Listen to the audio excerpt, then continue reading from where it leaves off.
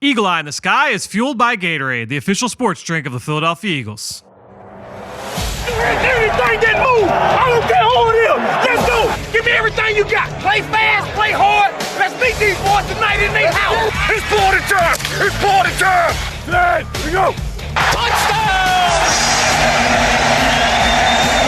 You are listening to the Eagle Eye in the Sky podcast. Now here's your host, Fran Duffy.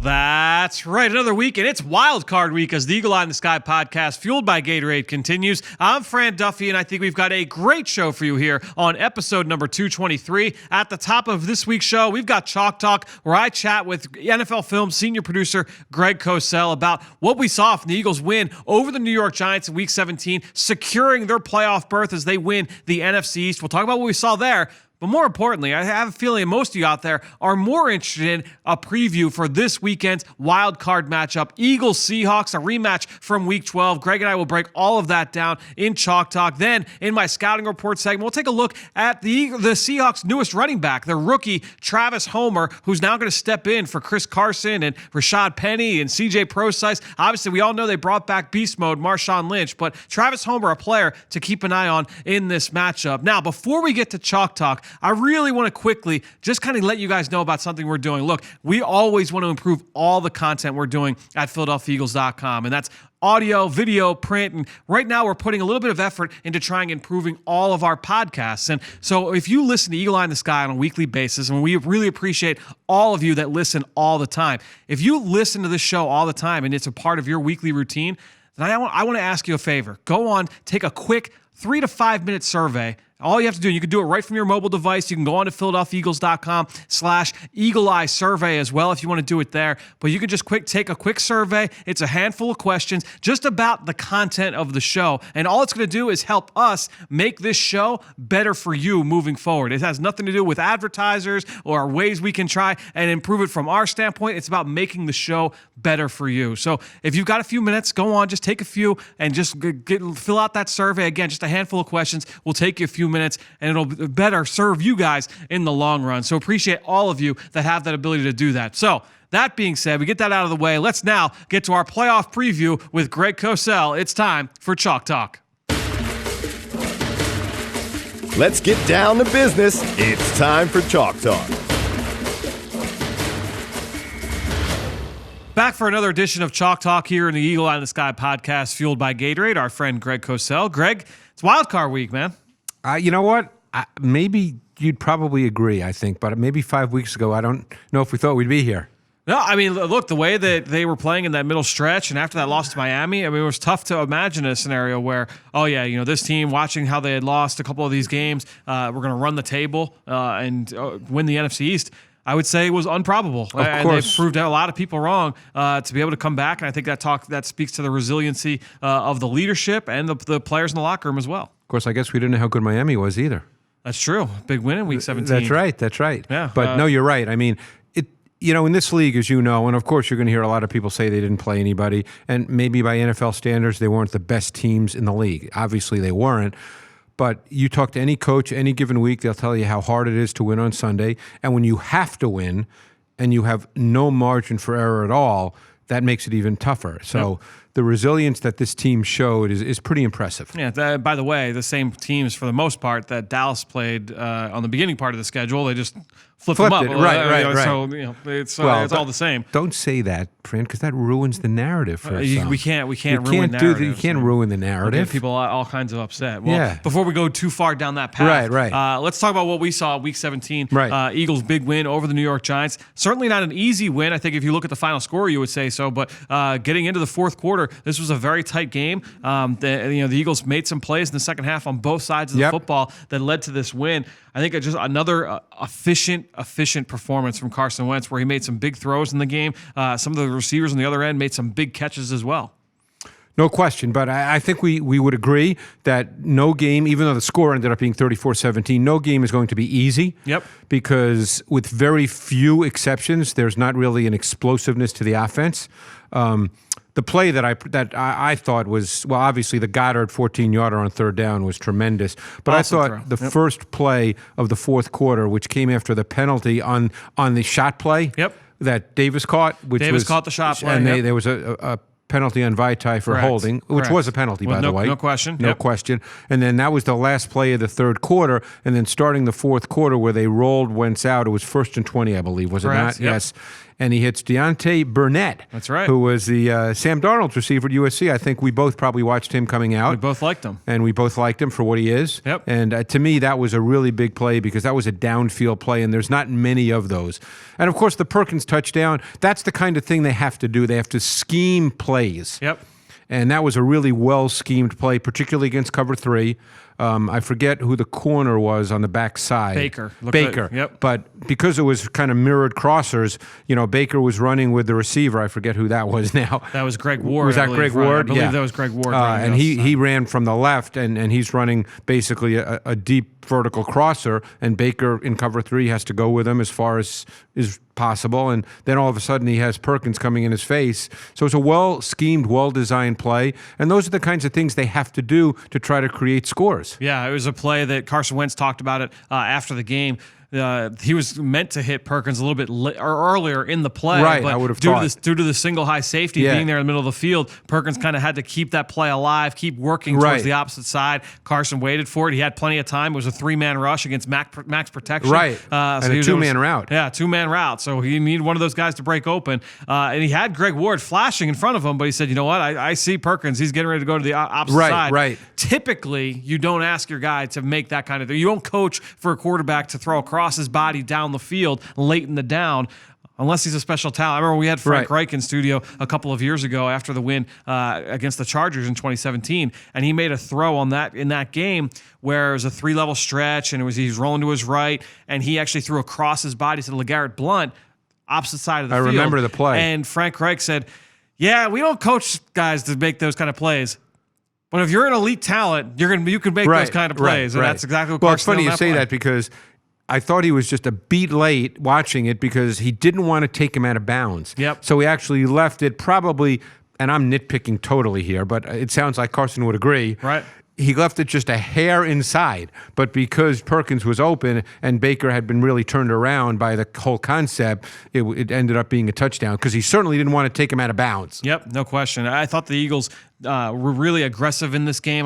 Look, going up against a young New York Giants secondary, a lot of rookies on the back end. They were missing another starter. Sam Beal was out in the game. Right. So, they clearly were aggressive. You saw some shot plays off play action, allowed those guys to try and win one-on-one against man coverage as well. So they were aggressive. I agree with you. The throw to Deontay Burnett was awesome, especially knowing, okay, end of third quarter, final play. It was a game then. Yeah, no question. And you hit that deep ball to Robert Davis, comes back on the hold. It's very easy to say, like, all right, Right. well, now we're in trouble. It's 'Cause first Davis and was a 20. shot Let's get play. out of it. That was a design shot Yep, play. yep. They went right back to the well. Different play concept, different receivers on the It was on the almost other kind end. of a flood concept It was. off a rollout. Yep, no Yeah, question. yeah. But he saw he had one-on-one in the backside of that Yep. down the field with Burnett and a corner and a DB.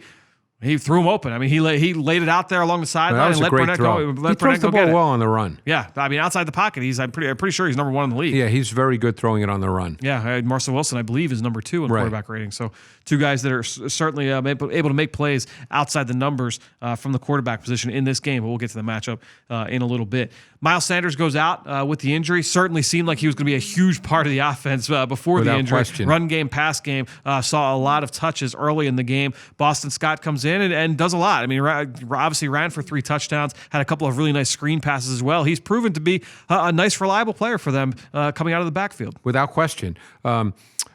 Do you know what Sanders' status is as we speak tonight? I don't. It seemed like it was not a major. It wasn't a deal. high ankle sprain. No, I did. No one ever said high ankle sprain in the Right. press conference today. So, yeah, because you kind of need him. Yeah. I mean, obviously, they won this game. He got hurt, the second quarter, I believe. I believe so. But he had a couple of nice runs. I think one was a wham trap concept. One was which a wham trap. Really nice run. The other was inside zone. Well, there was if I'm not inside zone, mistaken. and what I loved about the inside zone run, I believe it went for 21 yards. Yeah. was I think I made a note of it. He so. was very patient pressing the line of scrimmage. He didn't get to the hole too fast. Right. Let things develop. Played off the block from Jason Kelsey and made a Kelsey cut. did that's the play I knew was one of them. Kelsey made a great block getting to the second level linebacker Mayo on that. Yep. Did a really good job. Yeah, and honestly, on the wham concept as well, he did a great job of playing off Kelsey again, where Kelsey actually, instead of blocking inside out, because of Mayo, had to go opposite. Right. And Miles Sanders played off of that really well as well. So that also went for a first down. Look, Sanders, he had a couple of runs in this one where I think you would say, oh, man, like you'd like him to see him hit this a little bit different. But overall, the way that he's running, he's just very confident right now. You can see it in the way that he's running the football. Without question. So I hope he can go on Sunday. It's nice that they play the late game Sunday. They get the extra day of rest. Sure. So that's good. And do you know what Zach Ertz's status will be? I believe he was in the same boat that they were going to give him work this week. Right, and see how it goes. See how that goes, right. yes. So, he seemed like, with Miles Sanders and Avonte Maddox, I think we're in the same boat of didn't seem like they were major. Zach Ertz, they were going to kind of let it play out. Lane Johnson, I believe, kind of in the same boat as well, if memory serves me right, from Doug's press conference today. Well, Sanders has become a big part of this offense. He's obviously now provided some juice as a runner. Yep. And I think that's become critical because they need that element. Yeah. Now, obviously, they hit a few more big plays in the pass game this week. We'll see if that's the kind of thing that can continue. Yep. I think you're dealing with some aggressive corners, and we'll get to Seattle in a few minutes. But, I think Griffin is an aggressive corner. I think there's shots to be taken against the Seahawks defense. Yeah. We'll see how that plays out. They've given up big plays this year. They have. And that was why they made a trade for Quandre Diggs when they did late in the season, was because their safety play was not what they had wanted. Diggs has been hurt the last couple of weeks. They're hoping that he's going to be able to go this week. We'll get now, to let me ask you a Seahawks question. Was Arcega-Whiteside, was he still fighting an injury? Yeah, that's because he essentially only played in 12 personnel and in 22 personnel. He did not play in 11 personnel. I think maybe one snap in 11 personnel in the game. Right. He was not on the field. It was Ward, Davis, and Burnett. Yeah, no, I think he's still battling the foot. I'm glad you brought up Greg Ward, though, because he's a guy, you know what? You can see the comfort level and the confidence that Carson's got in him week by week. And I thought against the Giants, there were a couple of plays where the ball comes out early, and right where Carson was putting the ball, that's where Greg Ward was. Well, those are spot throws. Yeah. And you have to give credit to Ward because ultimately it's the receiver's job to be at that spot. Those are spot throws. Yeah. You're not waiting for the break. No. You're throwing before the break, and as I said, that's what a spot throw is. Yeah. You're throwing it to a spot, and based on the route, the receiver needs to be at that spot based on – routes like that are either based on steps or yards, and that's where the break occurs. Yeah. And the quarterback, Ron Jaworski used to tell me those kinds of throws, he could throw blindfolded because you're throwing to a spot. Right. No, you could see there's a couple of those outbreaking routes. Yep. One was early in the game where he was, he like you said, I threw remember. to a spot, then moved the chains, both of those. And then even the third down one late in the game, Greg Ward in the slot, and it was against off coverage. We point out what are the Giants doing here? Which Chris Spielman pointed out quite forcefully as well, by the way. Fair question to ask, but that doesn't take away the anticipation and the timing between those two guys. And I thought really bringing it back to the Seattle matchup, we can go back to that game in Week 12 and remember the receivers did not have a great game in that game. And when you talk about route running and guys being where they needed to be, when they needed to be there was a play on 3rd and short. Greg Ward was supposed to, it was 3rd and 5. I remember. And he ran a little bit too deep. And where there were mirrored curls, and you could see the other receiver, who I forget, on the other side of the field, ran it correctly. Yep. And Ward went about a yard and a half, 2 yards too deep. Yep. And the ball was thrown, which made it look like a terrible throw. So I thought that that play last night, even though it was against off coverage and all that, kind of mirrored and showed, this is the development over the course of the last 5 weeks. He's taking all first-team reps, so he's getting reps. No, it's. I thought that was really good to see, and certainly important for this team moving into the postseason. I thought Carson, and obviously, look, from all the records, the Carson broke last night. Completions for an Eagles quarterback. First quarterback to throw for 4,000 yards in franchise history. Only quarterback in NFL history to throw for 4,000 yards without having a wide receiver go for over 500. I saw that. Which is kind of an interesting anecdote. And I actually thought last night in the game, I thought there were a couple of throws, and maybe it was the weather that got away from him. Yeah, and it could have been the weather. Yep. But a couple got away from him. First time in a month he didn't have 30 completions in a game. Right. So there's the knock. There you go. He's continued to just be very, very good with the football. In terms of taking care of it, not forcing anything, taking what the defense gives him. He's been really, really impressive. I think it was early in the game, was either the first or second series where he ran for 10 yards. Yep. Was that first series? Yes, I believe so. Yes. Yeah, and again, another example where earlier in the season, he might have stayed and waited, and maybe then a bad thing happens. Right. But the last 2 weeks in particular, If he feels that it's not quite there, or if he's not just seeing it the way he wants to see it, he's getting out of there. Yep. And there's nothing wrong with that. No question. And I thought, too, the throw that he made to Goddard on the second drive down the seam. The seam ball? The seam ball Yeah. against cover 2. You just saw the decisiveness there and just understanding how to attack coverage because the linebacker, the Mike linebacker. He opened up to the other side. He opened up to the two receivers. So so let's go through this really quick. I made the point that it was disguised late movement cover 2 at a nickel. He hit Goddard on the seam ball on the boundary side because normally it can be taught different ways. What you were about to ask me, I assume, was what the middle hole defender does. Take us through in cover 2. Is that what you were about to ask me? That was exactly what I was going to ask you. You can do this different ways. Yep. The most common way is the middle hole defender will open his body to the field, not to the boundary side. And we're talking about the middle linebacker dropping down the middle of the field in Tampa 2. Yep. So he will open not to the short side of the field, but to the wide side of the field. That's normally the case. Now, it can also be taught that it depends on who the receivers are. It can be taught that they will open to speed. So, for instance, let's say you have 2 wide receivers to the boundary and you have 2 tight ends to the field. Which is what last night was. Yep. Right. Then he could open to the boundary because he's opening to speed as opposed to space. Yep. So it can be taught different ways. On that particular play, he opened to space, to the field, and Goddard ran his vertical route, his seam route from the slot, from the short side of the field, the boundary side. Yeah, he's not going to be able to defend that throw behind him down the seam Not when even he's got close. his back when he's got his back to it. Especially since they disguised it and there was late movement, so guys were getting into position as the ball was snapped. They were not actually set. Yep. They tried to obviously show Carson a look before the snap and have him think that would be the look after the snap, and it wasn't, but Carson was very comfortable, read it, and he made a good throw there. Yeah, it's just adding to the third down numbers. Eagles finished the regular season number 1 in the NFL on third and short, which is 4 or less, 71% on third and short. And then third down, overall, they were number 4 in the NFL, 45.4% conversion rate on Which third is down. a pretty good tribute to the offense, given the pieces that they've been missing most of the season. Yeah, no you would question. not think that. Right. I think that when you especially you take that a step further, we're talking situational football. You go third down and you go red zone. No team was better in the red zone this year than the Eagles. Right. You talk about red zone scoring efficiency, 96% of their trips to the red zone came away with points. That's number 1 in the NFL. That's for the season. For the season. That's pretty good. That's an outstanding number. And then their touchdown efficiency was 3rd in the NFL. 2/3, it's 2 out of every 3 trips. And I bet in resulted their in a 4-game touchdown. winning streak, it's even better than that. Oh, it's got to be. Yeah. I know it was 75% going into yesterday. I can't specifically remember. Obviously, we know they scored in the red zone. The Perkins touchdown was just outside the red zone, but obviously Scott had 2 red zone touchdowns. Yep. So...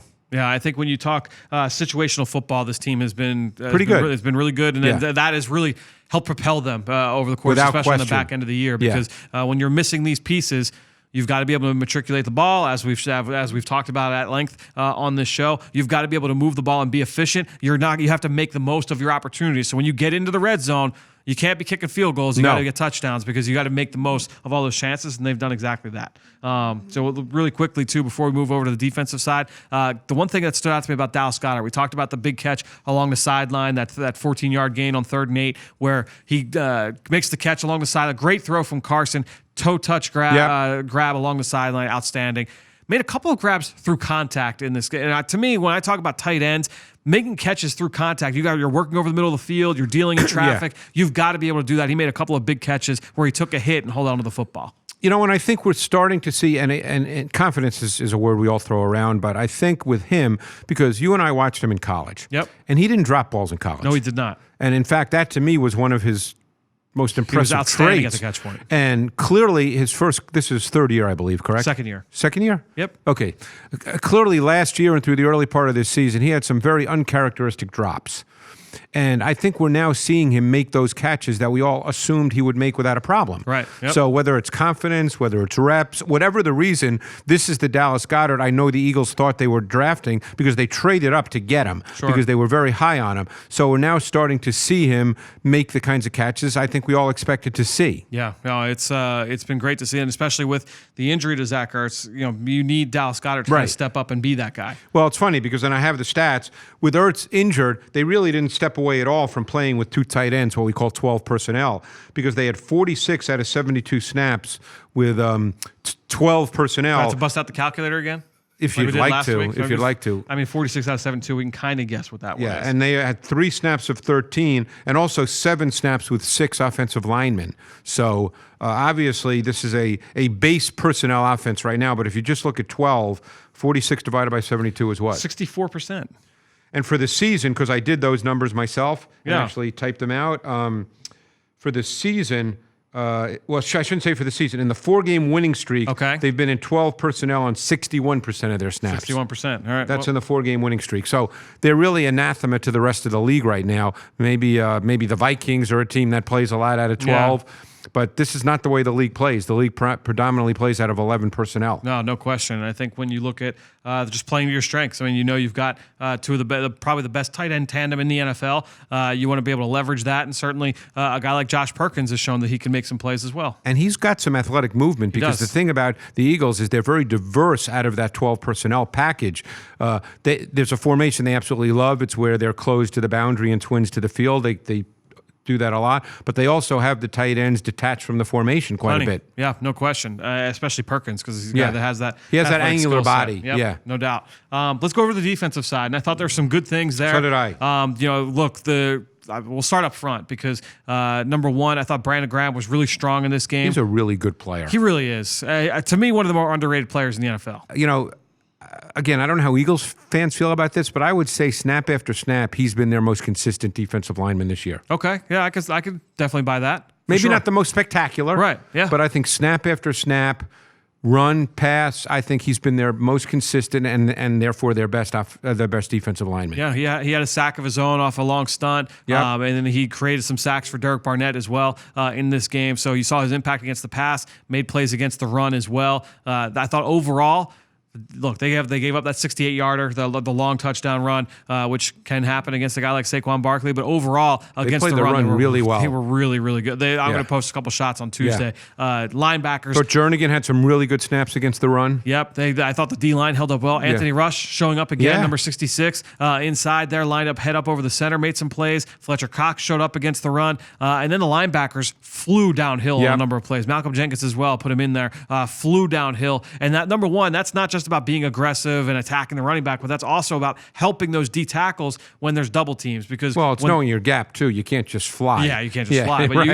when you get downhill into your gap, the double team now has to peel off the D tackle. And now you've got maybe if one of those offensive linemen peels off, the other guy isn't quite secure with his block. The D lineman is able to throw him off balance, and now you're. And that's the way it's often taught: is as a linebacker, you have to release the double team. Yeah. And the only way you do that is playing downhill. Nate Gary did it a couple times. Yep. Nigel Bradham did it a couple times. TJ Edwards continues to flash as well. Bradham was active, I thought, in this game. He was. I believe he led the team in tackles. Yeah, he was active. Yep. I wasn't charting every play of his, but he was active. Yeah, no, I'm pretty sure I saw after the game that he led the team in tackles. I think defensively, they defended the run well. We saw some good things from a pass rush standpoint. I thought Derek Barnett had a good game as well. He had 2 great inside spin moves against Solder. The first one was early in the game, and it was a quick game throw, so he didn't get there. The second one led to Jernigan's sack in the fourth quarter. Yep. No, I think, to me, if we're talking, and I know we're saying we're going to talk about the Seattle game in a little bit, that's a matchup that I'm very interested to see is Derek Barnett against whoever's at left tackle for the Seahawks. It'll be Fant or Jones. Yeah, because it looks like just before we went to air, Pete Carroll had a press conference out west, and it seems like they're going to take Dwayne Brown right up until game time. So we'll see. And he's a pro, so if he can go, he will go. Right, but clearly that won't be 100%. They don't know that either. Yeah, clearly won't be 100% if he does go. Right. And if not, George Fant against Derek Barnett is one I'll be Or it'll be Jamarco Jones. Yes, who started in Week 16, the rookie from Ohio State. Secondary. I thought LeBlanc showed up a lot in this game. Not just against pass, against the run. I agree. The fourth down stop. He flashed. The fourth down stop on Saquon, the tackle for loss on 4th and 2. He dismantled Golden Tate in the slot. Just terrible from Golden Tate in the slot, and he made the play in the backfield. It started with Cox and Graham forcing Barkley to bounce, but Cravon did a great job. He made some pass breakups as well. I thought he played well. Yeah. Sidney Jones got 57 snaps due to injury. He was beaten one time and the ball was underthrown, but otherwise I thought he moved well again, similar to the way he looked a week earlier against Dallas. Yep. I think he's moving better than he has as an Eagle. Now, I don't know if he's not injured anymore. I don't know. Yeah. But I think he looks better. That's what this film shows. Yeah. His first snap in, the offense went right after him again. He lined up at left corner after Maddox went out. Right. Sidney Jones comes in. They're running a slant. He undercuts the slant, gets his hands to the catch point, gets the ball on the ground. And then even the interception came with him as a cover 2 corner. He was cover 2, yeah. Yeah, he was a cover 2 corner. He sank sank with the vertical route outside and made the play. The only, again, without charting every play, the one that I remember that was obviously not good was when Shepard ran right by him and the ball was underthrown. But that was really the only play I can really remember where it was, you got a little nervous. Yeah. Avonte Maddox had that great pass breakup in the second quarter, was really impressive. Yeah. Rasul Douglas had a handful of pass breakups as well. He got beat too and it was underthrown. That's so like to me, but that happens in games. That happens in games, Yeah. and so to me, when I look at those, it's like, all right, well, yes, ball was underthrown, but you still need to be able to make that play and not draw a flag. They were. This might sound crazy because they didn't give up a touchdown the week before, but I thought the secondary played better this week than they did against Dallas. Yeah, I think you're right. No question. Yeah. I would definitely agree with that. Rodney McLeod active again. Malcolm Jenkins obviously doing what Malcolm does down close to the line of scrimmage. I thought too, until about middle third quarter, when Jim Schwartz kind of changed up a bit, I thought they did a really good job with disguise and late movement again. Thought they did a really good job with multiple front looks. Yep. Showing different things. Cox played a number of snaps as a wide 9 defensive end. Yeah. So I thought that, I thought Jim Schwartz did a lot of things, certainly through the first half. Yeah. Certainly through the first 2 or 3 possessions. Yep. And it was, again, we don't know the absolute result from the Giants' perspective, but it for me, it's just good to see that. Well, to me, we go to the biggest play of the game was the forced fumble by Malcolm Jenkins that was returned by Fletcher Cox that got him down on the goal line. I go back to there was a play early on where they disguised pressure on third down in the red zone. Daniel Jones got the ball out very quickly, an incompletion to Saquon Barkley on a wheel route. They ended up kicking a field goal. That was, yeah. So what I saw was after the protection was set, Malcolm then approached the line of scrimmage and flew down the A-gap. Right. What we saw on that play, that critical, the sack fumble, was something very, very similar where protection was set. Malcolm was lined up basically as what you would call like a 30 technique. He was lined up in the B gap off the ball outside the defensive tackle. After protection set, he then slides into the A gap right up on the line of scrimmage. And the guard, Will Hernandez just let him go. Reamed out in the meeting because you got to see that. You got to see it. It would have been interesting if the ball wasn't fumbled because the receiver broke open right away. Yeah. So it would have been interesting. But hey, that's what happened. It's football. No, it was. But it was. I thought that was a really well disguised pressure. From Malcolm Jenkins, and then also just him and Nigel Bradham together in the pressure package. I thought they were used in a lot of different ways. Sometimes they went A gap. When they late in the game, we saw them cross and go B gaps. Both guys fell sometimes. Both went through the same gap at times. So watching those guys used in different ways, I thought was interesting. And I thought they did a good job. There were 2 or 3 snaps early on, maybe first 2-3 possessions, where they almost showed a zero look, and then they dropped out to, again, whatever you want to call it. I think there was one where they rushed 5, so I'm hesitant to call that cover 2. Maybe that was more of a 3 robber. Then there was one where they rushed 4, so maybe we'll call that one kind of inverted 2. But they showed almost what looked like 0 and got out to that. Yep. And both times Jones hesitated. Yeah. And that's what you're trying to do. That's exactly what you want. Especially the whole point, and everyone talks about that middle of the field being open, is if the ball is coming out quickly to quick in-breakers against what looks like a pressure look or if the quarterback's confused, that's where that robber, that underneath defender comes into play. Yeah. So he's able to impact those kind of throws and take those away. I mean, not that it's an Eagles point, but I thought overall Jones kind of handled himself well throughout the game. I mean, for a rookie quarterback, he was poised, he was composed. Obviously, the Eagles' defense beat him a couple times, but he really never lost his composure. No, I haven't seen that from him at all season. I've been keeping an eye on him. He's performed very well. Let's get to this game. Kind of a big one here on Sunday afternoon, Greg. A little bit. Yeah, wild card week rematch from week 12. Which, totally different for the Eagles' offense, though. Without question. I think the narrative, and a fair one, is that what happened in that game from an Eagles' offensive perspective is, I'm not saying you throw the film out because you're going to study the Seahawks defense, and there's certain things you'll take away. But from an Eagles offensive perspective, I think we're dealing with a different game. It's almost similar to what happened when the Eagles played the Cowboys early in the season. You had the turnovers in the first 2 drives, and now you're down 14-0, and it just kind of changed the construct of the game. This one was very similar where they just, it was It was an ugly game. And it started early. The first half was really, really bad.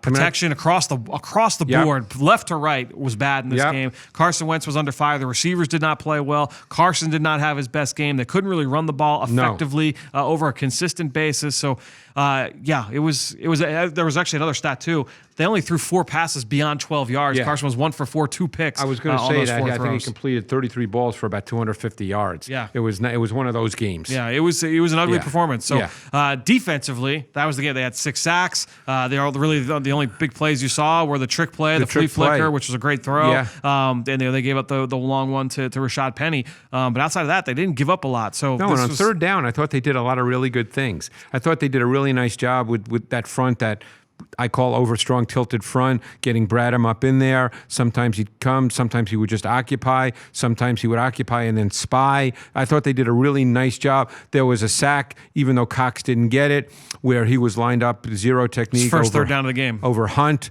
who looks like a very little man compared to Fletcher Cox. Yeah. I wouldn't be surprised if you see the Eagles in a front where Cox is zero technique again, because I think they'll want that matchup. Especially if going back to what I mentioned earlier about Derek Barnett going one-on-one against the left tackle. Creating They're those one-on-ones. They're going to try to create those one-on-ones. That's what, I mean, that's an area where that's a decided advantage in favor of the Eagles is their D-line against that O-line. We might have to do something about that in my NFL matchup this week. I think that's kind of... I'm going to tell you this. You're doing something for that on Eagles game plan this week. So I did not know that. Yeah, you didn't know it now before. No, you know because it now. I was looking at that today, actually, in the office at NFL Films, and thinking that might be worthy, because the Eagles have continued to use that front. Yep. It wasn't just specific to the Seahawks game. It's become kind of a staple dime front for them. Yeah, on third down, depending on the game, they haven't done it every game, but depending on the game, they've certainly done that and have tried to create. Again, what you're doing is you're putting Nigel Bradham up at the line of scrimmage to make sure he can occupy an offensive lineman to force one-on-ones across the board. Because you hit on a great point. I was thinking Cox Hunt, but it's also going to be Barnett versus Fan or Jones. Yeah, you want to create. It's Brandon Graham-Affetti. Like it's all right. It's all across basically. But I mean, there's some one-on-one matchups here that stand out that seem to favor the Eagles. And again, Wilson we know has great second reaction ability, but still you're not going to build your game on, hey, let's not pressure him. You're still going to try to pressure him. He does get sacked a lot. He does get sacked a lot. He can hold on to the football, try and buy time. He got sacked 6 times in that game. Quarterbacks that run around, they make plays, no question, but they also get sacked more. Yes, absolutely. And Malcolm Jenkins was certainly a huge factor. At times, he was a spy on Russell Wilson. At times, they spied Wilson a decent amount. They did, and at times as well, we saw Malcolm get home as a green dog player as well, where he was manned up on the back. The back had to stay in, and now Malcolm takes off and inserts. I'm still trying to figure that play out from their perspective of the Seahawks, because they did not need to slide. The guard did not need to slide there. Yeah, that's to me that goes back to why when you have a guy like Nigel Bradley, you put him up on the line. Consistently drop him out. Now all of a sudden the line's like, well, I'm going to help out, but the guard. I think that's what it was. Is the guard didn't need to slide. We don't know that, but I think it was to help Joey Hunt. Maybe, maybe it was as simple as, hey, and I can't remember if it was Fletcher Cox. It was Fletch. Yeah, it was Fletcher. Maybe it was just, hey, we're going to help because he hasn't come. It could have been. It could be as simple as that. Yeah. But I mean, from a numbers perspective, he did not need to slide. No, he did not. Right. To me, it's a great way to mess with protection schemes, and the Eagles did that at a very high level. Yes, in that first I would matchup. agree. I thought their defense played really well in that first game. Like you said, it was the flea flicker and then the penny long run. Yep. But other than that, there was not much for the Seahawks offense. No, I think when we look at this matchup, the secondary was playing at a very high level at that point. That was during that stretch where they weren't really giving up big plays. Right. They were getting after the quarterback. Obviously, they had a stretch here down in the last few games where the secondary was not playing as well. They were giving up some big plays, but you know what? There's a number. And I should have said this earlier. Ben ran the. If I were to talk to you about the secondary on third down, okay, who's secondary? The Eagles secondary on third down. Where would you say that would rank in terms of completion percentage on third down? On third down? Yeah, third down. I mean, we've seen them give up plays, but you're asking me obviously because it's probably better than you think. You would think. Yes, right. Exactly.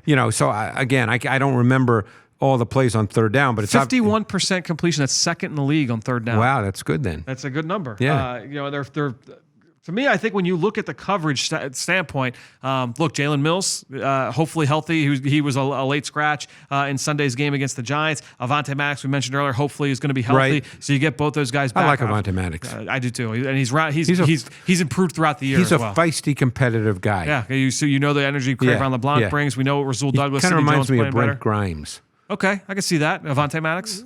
Yeah. Yeah, no, I like that. Smaller guys, 5'9", 5'10". Right. Yep.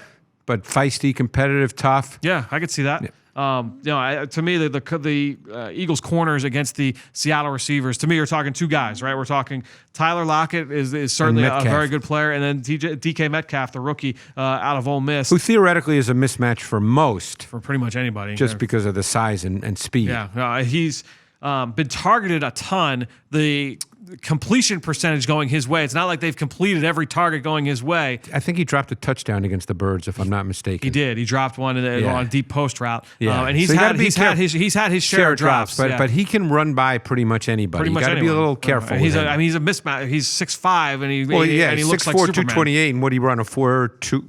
Whatever. He ran under a 4. Stupid, I thought he ran a 4.28, but I could be wrong. Yeah, I think when you look at those two receivers, certainly athletic mismatches. They've got some other guys that kind of have that athletic profile that maybe not everyone knows about. Right. But really, when you look at those two guys, they're the two weapons. I like the Moore kid too, the small school kid. I think he's a solid. He's that guy. He was an athletic kid coming out. Yeah. I watched Central him. Oklahoma State. Yeah, I watched him. Believe it or not. Sicko. I know. I think when you look at that standpoint, to me, I think the biggest thing is going to be this run game, because this is an offense that we talked about last time. Yeah. Leading into that Week 12 game, they want to run the football. That's their identity. You lose Chris Carson, season-ending injury. You lose Rashad Penny, season-ending injury. You lose C.J. Prosise, season-ending injury. So they sign Robert Turbin, they bring him back. They bring back Marshawn Lynch. Travis Homer gets the start, the rookie out of Miami. I think he's played well in the two games that he's obviously played meaningful snaps this past week, had to come in the week prior. Yep. I think he's one of those guys, and the reason why wasn't a higher round pick is he's not special in any one thing, and he's not big enough. He's a little slight, yep. But I think that he can do a lot of things well. They certainly will try and get him in space. That's the he's got a little explosion to him. He definitely tested very well at the combine, and I thought that athleticism did show up on tape at Miami. Yep. You get him out in space. That's where they're going to run those misdirection schemes, and that was what Rashad Penny. You look at some of those big runs he had against the Eagles in that game in Week 12. They were of the misdirection variety outside of the long touchdown, which was the trap play. Everything else was, there was the little flip play, the things where they get him out in the perimeter. Homer can hit on those kind of plays. We know what Marshawn Lynch is. We know, and what he'll be better. Is. When I say better, I'm not saying all of a sudden he's going to be great, but obviously another week of practice, another week of being. Of working, assuming he does work. We don't know that.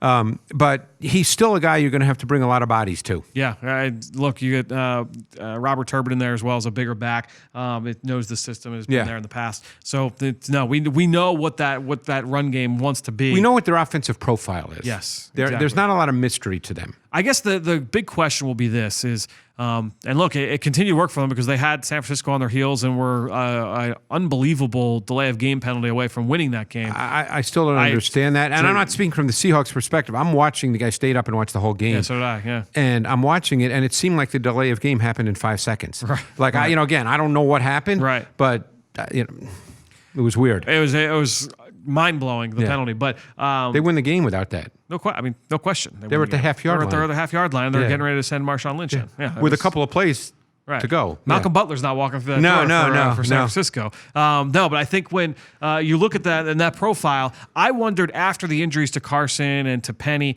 if they were going to say, okay, you know what? Even though we have to bring in other running backs, let's just put the ball in Russell Wilson's hands and let him throw the ball over the yard. It didn't seem that they were here's the one the one difference I did notice. It seemed like he ran more last night. Wilson? Yes. That also could be encouraged because that is a meaningful part of their offense. Yeah. And I think they do encourage that. I really do. I think it seemed to me, and this was completely anecdotal, I didn't track it at all, it seemed like he took off and ran a little bit more than he had in the past, certainly watching him leading up to Week 12. And who knows, that might be, especially, like you said, it's late in the season now, it's crunch time, we need this, so they're going to try and get every yard they can, whereas, in Week 6, he may not be trying to risk anything. but that'll be something to keep an eye out for sure. Absolutely. Yeah. Because that's a meaningful part of their offense. Yeah. Offensively, just a couple of big numbers here. Very efficient passing the football. Rushing, they were top 5 in the league. But again, with the change in personnel, we'll see if that changes. Like the Eagles, very good in the red zone, 3rd in the NFL in scoring efficiency down inside the 20-yard line. They take care of the football is the other big one. Turnover differential, they're plus 12, tied for 3rd. Well, Wilson does not throw picks, just like Carson doesn't throw picks. Yep. No, it's going to be an interesting matchup from that standpoint. To me, the decided advantage, like we talked about, is Eagles D-line against that offensive line. That's going to be one of the big determining matchups in this game. I would agree. Real quickly, we broke down leading into that matchup in Week 12. Shot plays, play action, big part of what they do.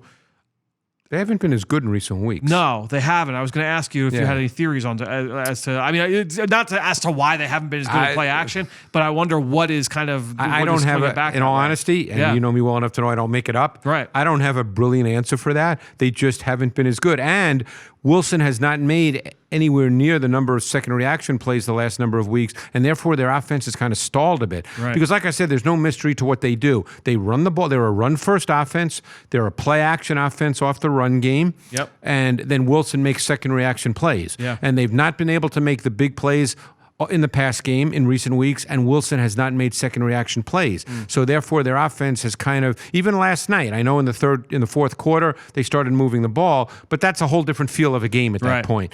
But even last night, I mean, I think who said it last night? It was Al Michaels, I guess, who said it was late in the third quarter and Wilson did not have 100 yards passing yet. Right. Yep. He got all his yards in the fourth quarter. That's not how they were built. No. I mean, look, I've got numbers, and this is over the full season, not over the last, we'll say, 5-6 weeks, but just over from weeks 1 to 17. Deep passing. I mean, he had 35 completions that went 20 yards in the air. Yeah. That's second in the NFL. Completed 17.4% of their passes were downfield, second most in the NFL. Yeah, this is a team that wants to attack vertically. Without question. And they have the players who can do that in Metcalf and Lockett. Right. Yeah, even more can get vertical a little bit. I mean, that's like I said, that guy was a guy that tested very, very well. Let's go over to the Seahawks defense.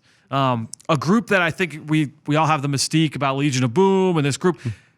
It's not that group right now. No. The pass rush has not been as good as they were hoping. They traded for Jadeveon Clowney in the summer. They really don't have a natural pass rusher. Yeah, I know he's been banged up. They're hoping that he's going to be good. But yeah, they haven't been able to get after the quarterback as well as they were hoping. Now, they did have 3 sacks, and they did get to Carson Wentz in that game in Week 12. The Eagles have got to protect better in this matchup than they did in Week 12 because that defensive line overall has not been able to get to the quarterback. No, and I think that's something that's critical.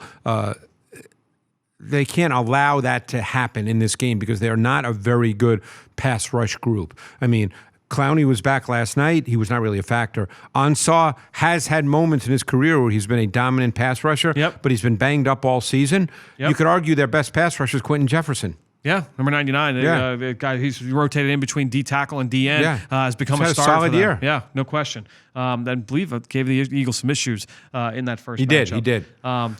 Just because of his sheer size, he's a different kind of guy. I think defensive line, that's an issue for them. And in the secondary, we mentioned earlier, they've given up some big plays down the field, and that's been an issue for them. It's gotten a little bit better in the back half of the year. So leading up to Week 12. They were a little bit lower on the ranks, but when they traded for Quandre Diggs from Detroit, he has kind of ironed some things out playing in the post for them. A very violent player, comes down and he kind of can be a tone setter for them. They've missed that over the last couple of weeks. We'll see if he's able to go. Yeah, if not, they've been playing Delano Hill, who's really more of a strong safety. In Michigan, he was almost kind of a linebacker type. Right. But they've been playing him there because they didn't want to change 2 positions because Bradley McDougall is their strong safety, and they didn't want to change 2 positions, I'm sure. Right. So, they're one of those teams, they stay in their base more than any other team in the league. They've been in their base 4-3 personnel package almost 70% of their defensive snaps. Yeah. The only time they really go to nickel or dime, because they play both, is on third down. And then it depends on the yardage. If it's 3rd and 3 or 4 or 5, they'll be in nickel. And it's Amadi, the rookie from Oregon, who is now their slot corner. Correct. And when they go dime, they bring in Blair from Utah. Rookie. And I liked him a lot, by the way. He started earlier in the season for them, and I guess they didn't love what they saw because he's not playing post safety now. Right. But so they play both nickel and dime. But as I said, 70% of the snaps, they've been in their base 4-3. Even when Kendricks, who's now out for the year, even when he missed 2 or 3 games and they brought the rookie Cody Barton in. I liked Cody Barton coming out of Utah. Yeah. And they've rotated him in a little bit more often in the last few games. Well, now he's the starter. Now he'll be the starter. Yeah. And what they're an over front defense, which means they normally have their defensive line shifted to the tight end side. Yep.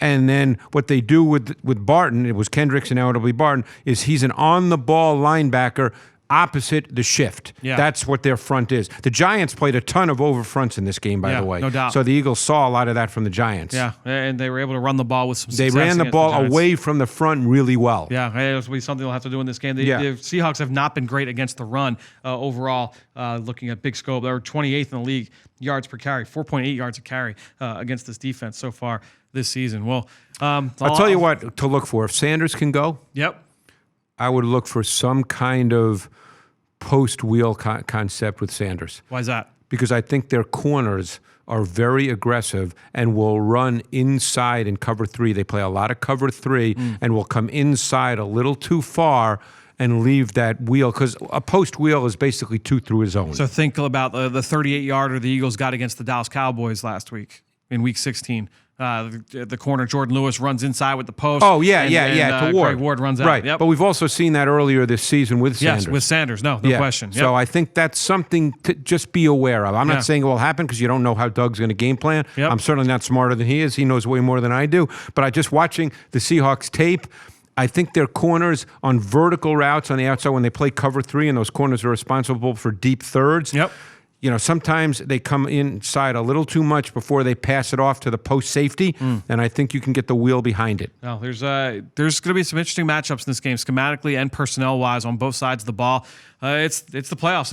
Every game from here is going to be a big one. The Eagles can win this game. I mean, we know that they're not. You know, we've talked about it all year. They're missing a lot of pieces. They've worked through it to at least win the final 4 games. But to me, this is a game they can win. Yeah, I think so. It's going to be a fun one at the league. Although the atmosphere is going to be awesome. The fans, are going to be. You don't think it'll be quiet and subdued?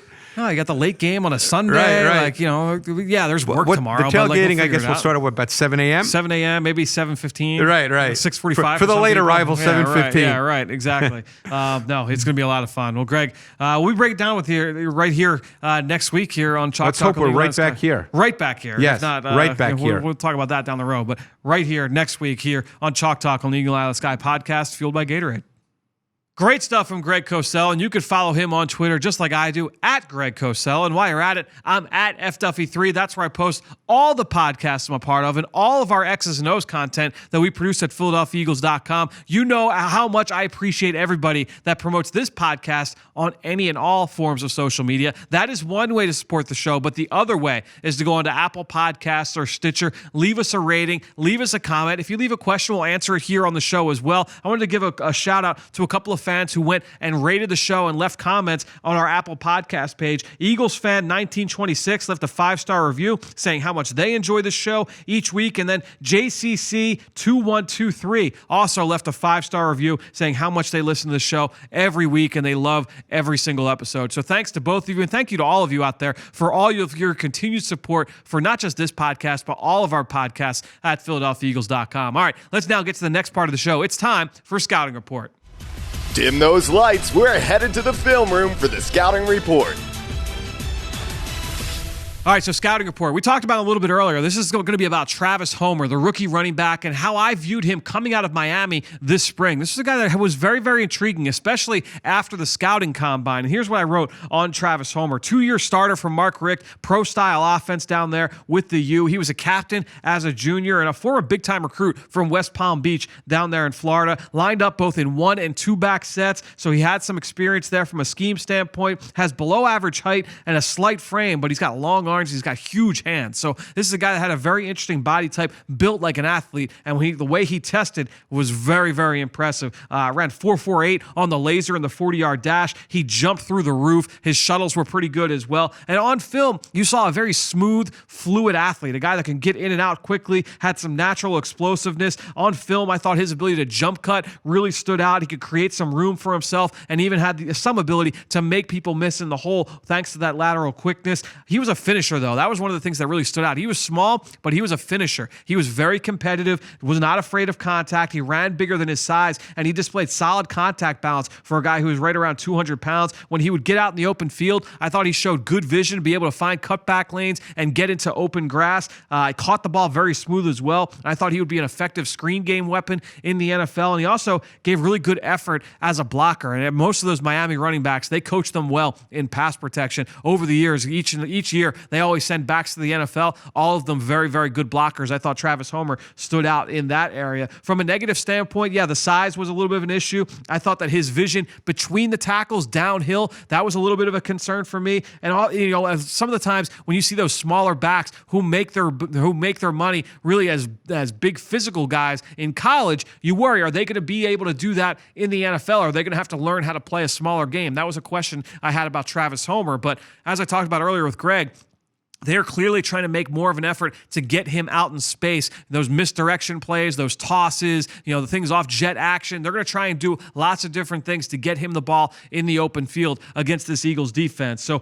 overall, when I wrote up Travis Homer, I wrote that he's a dirty work backup who can play on special teams, protect the quarterback, and offer you a handful of touches both in the run game and the pass game. Not a natural downhill between the tackles runner, but does a lot of things well enough that he's going to stick and be a good player for an NFL team at the bottom of the depth chart. And he's been a backup early in his rookie year, obviously due to injuries. The top three running backs on injured reserve, not available for this game. So he and Marshawn Lynch and Robert Turbin, that's the backfield for Seattle along with Russell Wilson. So you can expect Travis Homer, he's going to get more than his own share of touches in this game. Certainly a name that you should keep an eye on if you're an Eagles fan watching this matchup. All right, that'll do it. Really fun episode here of the Eagle Eye in the Sky podcast, fueled by Gatorade. Again, if you have some time, just go and take that quick survey that I mentioned at the top of the show. Only would take a few minutes, 5-7 minutes, handful of questions. Go on. It's all about content. We're trying to figure out how to make this show as great as possible for you guys, the listeners at home. So if you have a few minutes, just go and do us a quick favor and just take that quick survey. Again, you can do it right on your mobile device. It's in the description of this podcast. So if you just go into Eagle Eye in the Sky, into this episode, you'll see that there's a link to this survey that I'm talking about. If not, you can go on to either my Twitter feed, because I'll also post a link to the survey. And then as well, you can go to PhiladelphiaEagles.com/Eagle-Eye survey, and it'll be there as well. Again, should only take a handful of minutes. Really, really appreciate everybody that takes the time to go and do that. All right. That'll do it. Great show this week. Really appreciate the time from Greg Cosell. Thanks to all of you out there for listening at home. We will see you next week here on the Eagle Eye in the Sky podcast, fueled by Gatorade.